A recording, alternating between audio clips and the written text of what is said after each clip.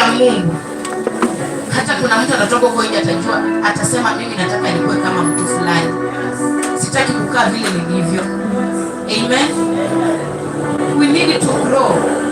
Tusikuwe tu ile wimbo yenye mchungaji alituimbia mwaka jana tena akuja imbe mwaka huu. Those are curses.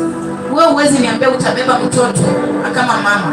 Let me to use the example of mama. Ubebe mtoto ujifungue, expect utalea huyo mtoto na umlaani ama umuombee mabaya. Tunawaombea baraka, na sisi kama mchungaji anapotuombea baraka lazima tumbariki. Amen. Maana tunapobariki pia sisi tutabarikiwa zaidi. Utaomba baraka, mchungaji huko analia, tunaomba kufunguliwa milango. Mchungaji, unaenda kwa mchungaji unamwambia nataka unifungulie, nataka nipate kazi, ama nataka nipate